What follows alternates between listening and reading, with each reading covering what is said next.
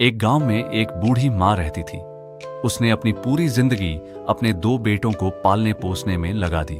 खुद भूखी रहकर उन्हें खिलाया, ठंड में खुद बिना कंबल के सोई, लेकिन बच्चों को हमेशा गर्म रखा। समय बीतता गया, बेटे बड़े हो गए, पढ़ लिख कर नौकरी करने लगे और शहर में बस गए।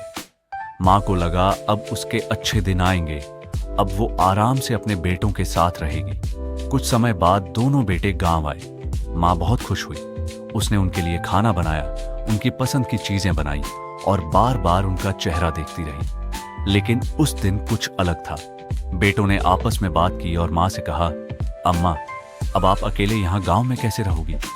ये घर बेच देते हैं और आप किसी आश्रम में रह लो, वहां आपकी देखभाल भी होगी। माँ एकदम चुप हो गई। उसकी आंखों में आंसू आ गए, लेकिन उसने कुछ नहीं कहा। अगले दिन बेटों ने घर बेच दिया और माँ को शहर के एक वृद्धाश्रम में छोड़ आए।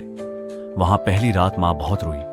उसे अपने वो दिन याद आए जब उसके बच्चे छोटे थे, उसे अम्मा अम्मा कहकर उसके पीछे भागते थे।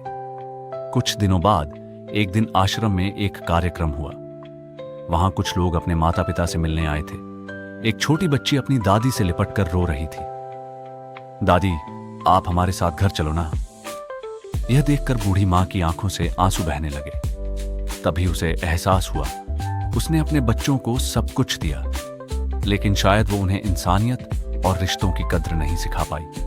वो चुपचाप आसमान की ओर देखकर बोली, भगवान, मेरे बच्चों को खुश रखना, बस उन्हें इतना समझ दे देना कि माँ बाप का दिल कभी न दुखाए। उसकी आंखों में दर्द था, लेकिन दिल में अब भी अपने बेटों के लिए दुआ थी।